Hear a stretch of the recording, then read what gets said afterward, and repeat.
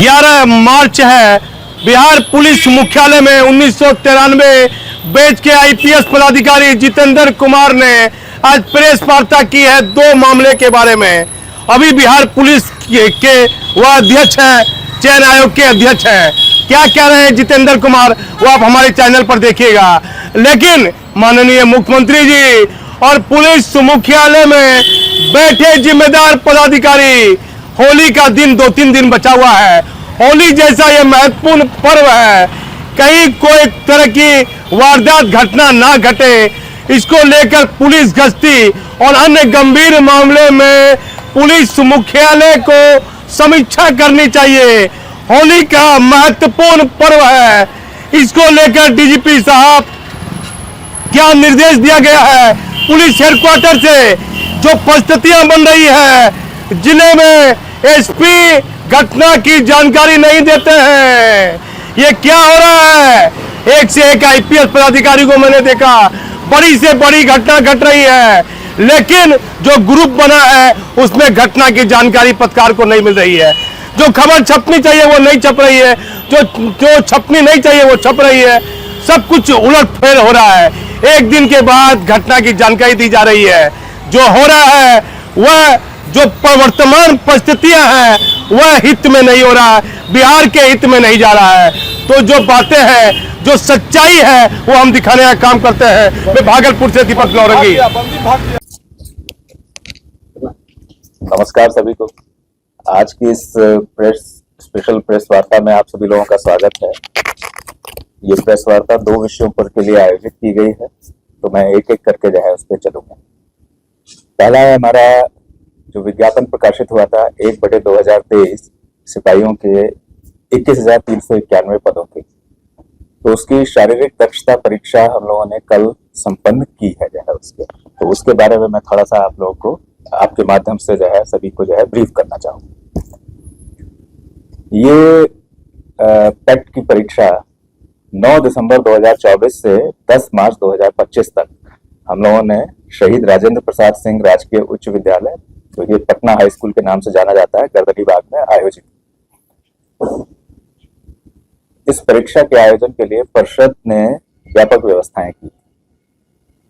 परिषद के पदाधिकारियों और पुलिस मुख्यालय द्वारा तैनात पुलिस पदाधिकारियों, स्थानीय जिला प्रशासन और स्थानीय पुलिस के सहयोग से परीक्षा को कदाचार मुक्त और विधि व्यवस्था समस्या मुक्त वातावरण में इसे संपन्न किया गया। परीक्षा के संचालन के लिए पुलिस मुख्यालय ने 316 पदाधिकारियों की प्रतिनियुक्ति हमारे साथ की थी, जिसमें 7 पुलिस अधीक्षक स्तर के पदाधिकारी और 20 पुलिस उपाधीक्षक और समकक्ष स्तर के पदाधिकारी भी सम्मिलित थे। इस परीक्षा के लिए हम लोगों ने 1,07,079 अभ्यर्थियों को लिखित परीक्षा के परिणाम के आधार पर शॉर्टलिस्ट किया था, जिसमें से 86,539 अभ्यर्थी भौतिक रूप से परीक्षा में भाग लेने के लिए आए। इसमें 53,960 पुरुष, 32,569 महिलाएं, 32,569 महिलाएं और 10 ट्रांसजेंडर अभ्यर्थी शामिल थे। 3 महीने से जो अधिक अवधि तक हमारी जो परीक्षा चली, इसमें कुल 72 कार्य दिवसों में हमने परीक्षा का आयोजन किया। सुबह 7 बजे से लेकर के 4-5 जब तक जो है उसका चलता था। प्रत्येक दिन सुबह 7 बजे, यानी कि हमारी एक्टिविटी तो 6 बजे से स्टार्ट हो जाती थी। इसमें 43 दिन पुरुष और 29 दिन महिला अभ्यर्थियों की परीक्षाएं ली गई थी। प्रत्येक दिन अभ्यर्थियों के शारीरिक दक्षता, उनके शारीरिक माप और उनके अभिलेख सत्यापन का भी कार्य हम लोगों ने संपन्न किया। जिस अभ्यर्थी को जिस दिन बुलाया उस दिन ही उनके ये सारे कार्य संपन्न किए, ताकि उन्हें बार बार दिक्कत नहीं हो, बार बार आने की या हमको भी जो है उन्हें बुलाने की आवश्यकता ना पड़े। तो शारीरिक दक्षता परीक्षा को सुचारू रूप से और कदाचार मुक्त वातावरण में संपन्न कराने के लिए परिषद ने तकनीकी व्यवस्थाएं काफी की थी, जैसे अभ्यर्थियों की उपस्थिति, उनकी पहचान और इम्पर्सोनेशन की संभावनाओं को नकारने के लिए आवेदन में जो उनके फोटो थे, लिखित परीक्षा के समय लिए गए फोटो और उनके बायोमेट्रिक चिन्हों और शारीरिक दक्षता परीक्षा के दौरान जो है उनके हमने लिए फोटो लिए, वीडियो लिए, फिंगरप्रिंट्स आदि जो उनके लिए और इनके माध्यम से जो है उनकी पहचान सुनिश्चित की। और ये सूचना प्रौद्योगिकी तकनीकों का जो है हमने भरपूर प्रयोग किया है। इसके साथ ही दौड़ में जो समय लगता है उसकी गणना के लिए भी RFID और सेंसर आधारित तकनीकों का प्रयोग किया और अन्य स्पर्धाओं में भी इलेक्ट्रॉनिक उपकरणों की मदद से अत्याधुनिक तकनीकों से कार्य संपन्न कराया गया, जिससे इस तरह की जो सभी आंकड़े हैं और सूचनाएं हैं उनके संग्रहण में मानव हस्तक्षेप को कम किया जा सके, ताकि हमको ऑटोमेटेड रूप में जो है ये सब हम कलेक्ट कर सके, जिसमें उस तरह का नहीं कि आदमी की भूल से जो है, मानव भूल से जो गलतियां हो सकती हैं या कमियां हो सकती हैं वो हम उनको रूल आउट कर सके। यहाँ तक कि जो ऊंचाई आदि के जो मापतौल में भी हम लोगों ने स्टैंडर्डाइज इलेक्ट्रॉनिक उपकरणों का जो है उपयोग किया, उससे सटीक सूचनाएं हम लोग सेलेक्ट कर सकते हैं। जैसे मैंने बताया कि हम लोगों ने ये व्यवस्थाएं की, तो इन सब के आधार पर इस परीक्षा के टाइम दौरान हम लोगों ने 462 ऐसे व्यक्तियों की पहचान की जिन्होंने एग्जाम्स में इम्पर्सोनेशन, प्ररूप धारण अथवा अन्य कूटकर्म से परीक्षा परिसर में भाग लेने अथवा उसमें अभ्यर्थियों को सहयोग करने के प्रयास किए। इसमें से 370 अभियुक्त इस परीक्षा के अभ्यर्थी थे। जो हमने बताया कि 462 की हमने पहचान की, इसमें 370 अभियुक्त थे जो कि इसके कैंडिडेट थे। इन सब के विरुद्ध हमने 37 कांड स्थानीय थाना विभाग में दर्ज किया गया है, क्योंकि जो है ये करीब जो है 92 दिन की हमारी अवधि रही, तो उसमें 37 कांड पूरे दौरान हमने दर्ज किए। और कांड दर्ज करने के समय ही 84 अभ्यर्थी जो कि वहां पर आ गए थे, जो हमारे कैंडिडेट भी थे, लेकिन जो है उन्होंने इस तरह के कूटकर्म के प्रयास किए थे, उनको उसी समय जेल भी भेजा गया। और अन्य अभियुक्तों के विरुद्ध जो है स्थानीय पुलिस अनुसंधान और तत्संबंधी अधिक कार्रवाई कर रही है। तो आप देखेंगे कि हमने तकनीक के प्रयोग से अवांछित तत्वों द्वारा इस पुलिस मुख्यालय से सामान्य प्रशासन विभाग के माध्यम से केंद्रीय चयन पर्षद सिपाही भर्ती को एक अधियाचना प्राप्त हुई है सिपाही के 19,838 पदों पर बहाली के लिए। तो उसके आलोक में हम लोग विज्ञापन संख्या 1/2025 आज प्रकाशित करने जा रहे हैं, जिसमें पदों की संख्या 19,838 है, जिसमें महिलाओं के लिए क्षैतिज आरक्षण के तहत 6,717 पद सुरक्षित हैं। इसका विज्ञापन आज हम प्रकाशित कर रहे हैं और ऑनलाइन आवेदन प्रारंभ करने की तिथि 18 मार्च 2025 से अभ्यर्थी अपने आवेदन जमा करना प्रारंभ कर सकते हैं ऑनलाइन, और उसकी अंतिम तिथि 18 अप्रैल 2025।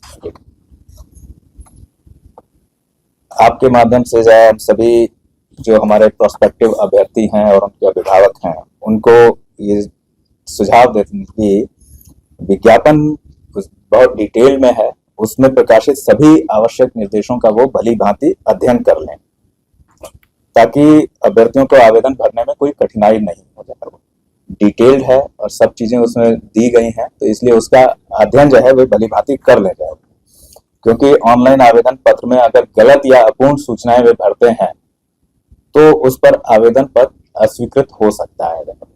कि अगर उनकी सूचनाएं गलत हुई, बाद में जब हम सत्यापन करते हैं उस समय जब गलत पाई जाती हैं या इनकम्प्लीट पाई जाती हैं, तो उनके आधार पर जो है वो उनके आवेदन जो है अस्वीकृत हो सकते हैं और बाद में उनको इससे कठिनाई भी होती है। इसलिए जब भी वो आवेदन भरे, पहले तो निर्देशों को पूरी तरह से पढ़ लें कि कैसे आवेदन भरना है, क्या क्या चीजें उसमें रखनी है, क्या क्या चीजें है, तो इसलिए उनको दिक्कत नहीं होती है, पूरा ठीक से पढ़ लें। और पाठ्यक्रम भी जो है उसका जो रहेगा वो हमने परिषद की वेबसाइट पर अपलोड किया है, उसको भी देख सकते हैं। हालांकि पाठ्यक्रम वही है जो पिछले में था, लेकिन उसको जरूर देखें। और अभ्यर्थियों से ये भी अपेक्षा है कि वे विज्ञापन को सावधानी पूर्वक पढ़ेंगे, पूर्ण रूप में पढ़ेंगे और विज्ञापन में दिए गए प्रावधानों, नियमों, शर्तों एवं दिशा निर्देशों का सावधानी पूर्वक अध्ययन कर लेंगे। विशेष रूप से जो आरक्षण के प्रावधान हैं उनसे संबंधित प्रमाण पत्र, जिसमें उनकी वैधता अवधि और निर्गम तिथि आदि, उनके बारे में भी जो है हमने डिटेल में लिखा है। और विभिन्न कट ऑफ तिथियां, जो कट ऑफ तिथियां हैं कि किस कि उनकी न्यूनतम एज के लिए कौन सी डेट है, अधिकतम उम्र के लिए कौन सी डेट है, किसी प्रमाण पत्र के लिए कौन सी डेट है, और जो है तो वो सब चीजें जो है विस्तार से जो है तो उनको जरूर पढ़ लें और ये सुनिश्चित कर लें कि जब वो आवेदन फॉर्म भर रहे हैं उनके पास सभी तरह के आवश्यक प्रमाण पत्र उपलब्ध हैं जो है उनके पास।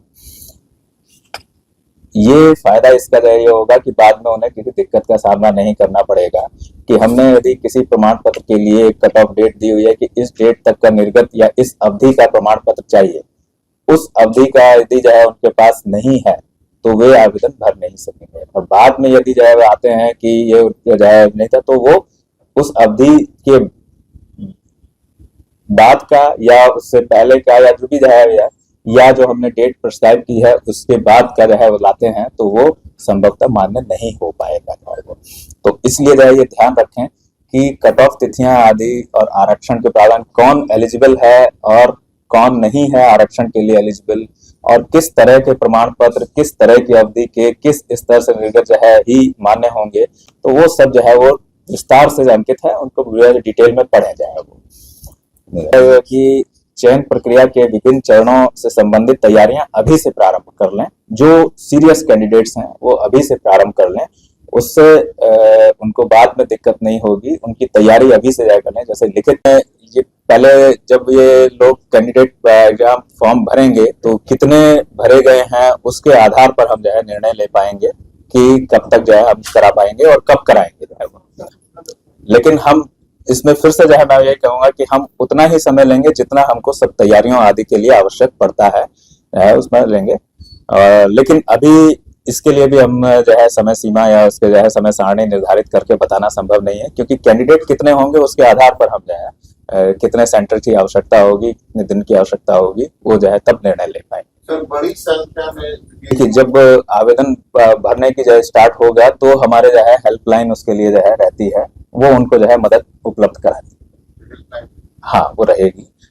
जब उनके जो है भरने की तिथि प्रारंभ होगी तो हेल्पलाइन पर जो है उनको उपलब्ध उससे आवेदन भरने से संबंधित जो इशू आए या उनकी क्वेरीज आए उनके निराकरण के लिए वो हेल्पलाइन हमारी जो है उपलब्ध रहेगी। परीक्षा की प्रक्रियाएं वही होंगी सब तो अभी सिपाही चल रही है। अच्छा जो है ये सिपाही के जो चयन की प्रक्रिया है उसके एक तरह से आप कह लें कि दो मेन चरण है। लिखित परीक्षा, लिखित परीक्षा में से जितनी वैकेंसी होती है उसके 5 गुना आरक्षण कोटिवार 5 गुना को हम शारीरिक दक्षता परीक्षा पैट के लिए चयन करते हैं। तो वो पैट में उनके परफॉर्मेंस के बेसिस पर फिर मेरिट लिस्ट उनकी पैट के मार्क्स के आधार पर बनती है। तो अभी भी वही रहेंगे। फिर उस समय जो है हम उनके जो है डॉक्यूमेंट वेरिफिकेशन भी करते हैं। तो एक तरह से आप उसको तीसरा चरण बोल सकते हैं, जो लिखित परीक्षा में पास होने के बाद शारीरिक दक्षता परीक्षा में पास हुए उनके हम डॉक्यूमेंट वेरिफिकेशन भी कर लें। तो साथ साथ ही करता है। हाँ वो उसी दिन कर लें। राज्य सरकार की नीति है वही है। हम बदलाव करने के लिए हम वैसे भी सकते नहीं जाए अभी। पिछली बार हो गया था। हाँ वो तो अब जो है पुरानी वाली ही जो स्केल है वही जो है लागू है, तो वही है। परीक्षा होगी और फिर उसके बाद जो है सभी वही प्रक्रिया। हाँ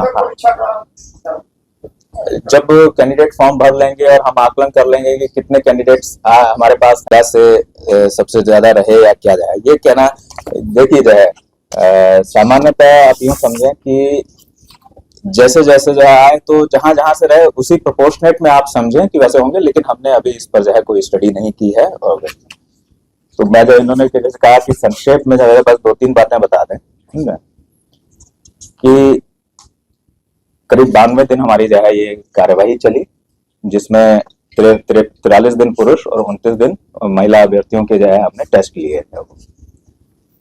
1,07,079 अभ्यर्थियों को आमंत्रित किया था, शॉर्टलिस्ट हुए थे वो।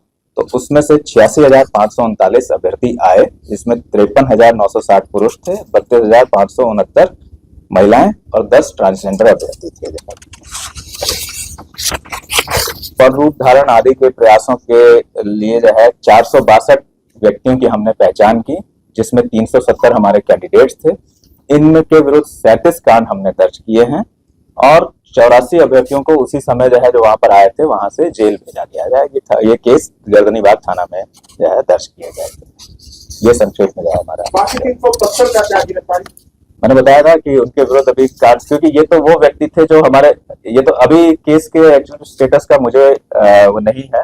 ये हमने 84 वो बताए जो हमारे यहाँ आए थे, तो हमने उनको जो है गिरफ्तार कर जो है जेल भेजा गया है हमारे यहाँ। बात रहा है और जो है थाना उनके विरुद्ध कार्रवाई करेगा है। मैंने बताया ना कि ये हमने जो है इनको अब पहचाना, क्योंकि जो है जब अभ्यर्थी जो है परीक्षा देने के लिए जब जा रहा है जो है रिटर्न एग्जामिनेशन के लिए, उस समय उसके पास एक एडमिट कार्ड है, बस एडमिट कार्ड है और अपना पहचान पत्र। वहां पर हमने जो है उनके बायोमेट्रिक डेटा कलेक्ट किए और जो है उनके फोटोग्राफ वीडियोग्राफ वगैरह लिए। इसलिए जब हमारे जो है जब उनको जो है उनमें से जो सिलेक्ट हुए वो जब हमारे यहाँ पैट परीक्षा देने के लिए आए, तो उन डेटा और हमने अब जो डेटा लिया उससे पहचाना कि ये हमारे जो है सही कैंडिडेट नहीं।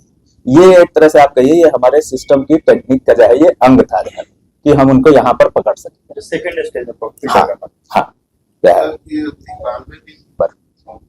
चिता को भंग करने के प्रयासों को भी प्रभावी हम कर सके। और इस पूरी अवधि में जो हमने जो है जिस बताया कि 86,000 से अधिक अभ्यर्थी आए थे, उसमें से 110 अभ्यर्थियों को चिकित्सीय सहायता की भी आवश्यकता पड़ी, जो कि हमारे परीक्षा स्थल पर ही तैनात चिकित्सा पदाधिकारियों फर्स्ट एड व्यवस्था जो हमने की थी और स्थानीय अस्पताल के माध्यम से उनको उपलब्ध कराया। तो कुल मिलाकर यदि देखें तो शारीरिक दक्षता परीक्षा का ये वृहद आयोजन, एक तरह से देखें कि हम 3 महीने से अधिक अवधि तक, इससे बड़ा आयोजन परिषद ने पहले कभी नहीं किया था। ये पहला अवसर था कि जो कि इतनी लंबी अवधि तक हम लोगों ने आयोजन किया, जिसमें जब हमने शुरू किया तब कठोर ठंड भी थी और उसके बाद जब हम समाप्ति तक पहुंचे तब तक जो है गर्मी और धूल वगैरह भी जो है प्रारंभ हो गई थी। तो उस तरह से आप देखें कि जो मौसम के विभिन्न समय रहे और विभिन्न जो है मौसम का प्रकोप रहा, उसको सब झेलते हुए हम लोगों ने इसको पूरा जो है आयोजन किया और सफलतापूर्वक किया। तो ये हमारा जो आयोजन था, ये हमारे जो साथ में जो प्रतिनिधि पुलिस पदाधिकारी थे और अन्य सहयोगी एजेंसियां थी, उनके कर्मचारी, स्थानीय पुलिस, अग्निशमन सेवा, क्योंकि हमारा जो कैंपस था उसमें काफी सारी जो है टेम्पररी स्ट्रक्चर्स हमने क्रिएट किए थे, तो इसलिए अग्निशमन सेवा से भी जो है वहाँ पे डेली वहाँ पे डिप्लॉयमेंट रहता था कि अगर कोई किसी तरह की, क्योंकि हमारा सब इलेक्ट्रॉनिक बेस्ड था, इलेक्ट्रिसिटी बेस्ड था और जो है टेम्पररी स्ट्रक्चर्स थे, इसलिए उनकी व्यवस्था भी हमारे यहाँ पूरी रहती थी कि अगर कोई ऐसी कोई स्थिति उत्पन्न हो तो हम तुरंत उसका निराकरण कर सकें। सौभाग्य से पूरे दिन इनकी आवश्यकता पड़ी नहीं है, तो ये हमारे लिए खुशी की बात रही।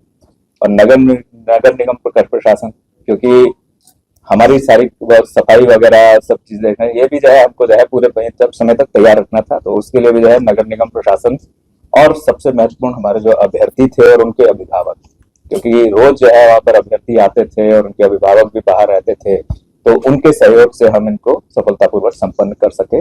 इन सभी को जो है प्रति हमारा जो है आभार है। टेट परीक्षा में सफल हुए हैं अभ्यर्थी और उनके अभिभावक हैं, उनको एक तरह से मैं आगाह करना चाहता हूं कि वे किसी भी दलाल प्रकृति के व्यक्ति के झांसे में ना आए कि उनके अभ्यर्थी के अंतिम चयन में वे किसी प्रकार का सहयोग कर सकते हैं।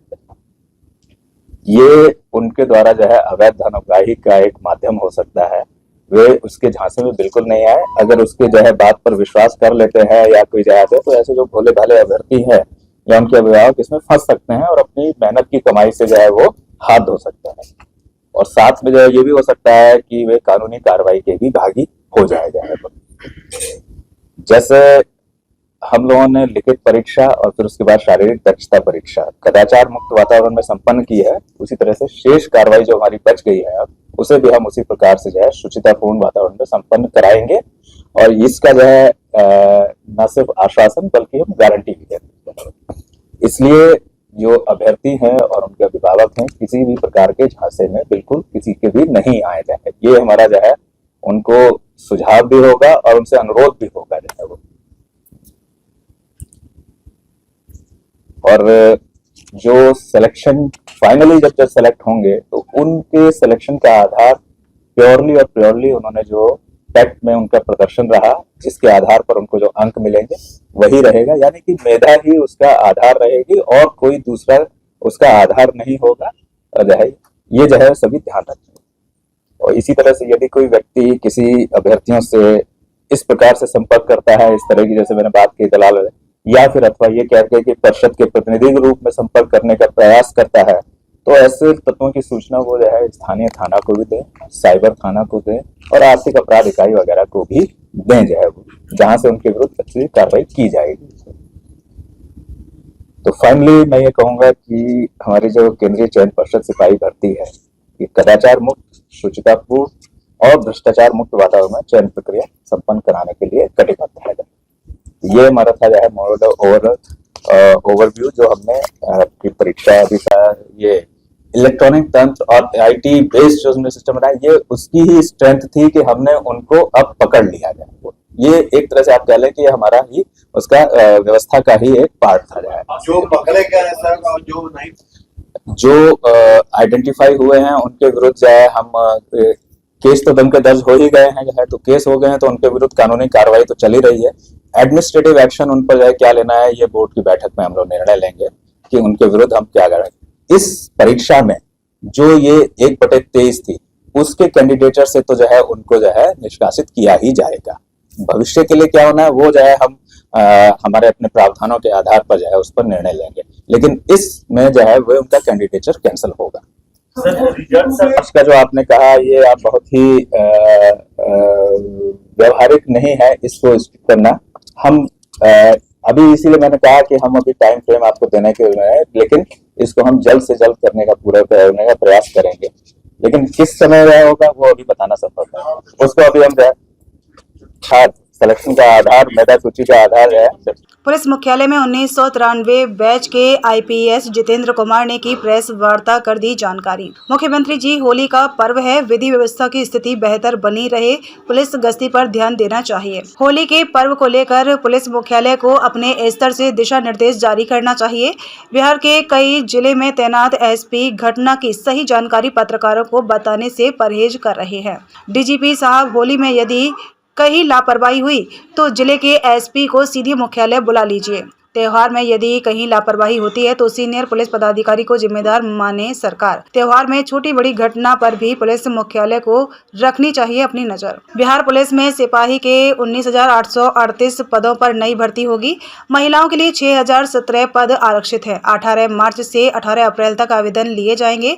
अभी अभ्यर्थी ऑनलाइन आवेदन करेंगे। CSBC के अध्यक्ष जितेंद्र कुमार ने प्रेस कॉन्फ्रेंस के दौरान की। वेबसाइट पर जारी होगा विज्ञापन। आयोग के अध्यक्ष जितेंद्र कुमार ने कहा, इसके लिए विज्ञापन आज प्रकाशित कर रहे हैं। विज्ञापन को आज वेबसाइट पर जारी कर दिया जाएगा। 18 मार्च 2025 से ऑनलाइन आवेदन लिए जाएंगे। 18 अप्रैल 2025 अंतिम तिथि निर्धारित की गई है। आयोग के अध्यक्ष ने कहा कि सभी अभ्यर्थियों से अपील है कि विज्ञापन को अच्छे तरीके से पढ़ें, इसके बाद ही ऑनलाइन फॉर्म को भरना शुरू करें।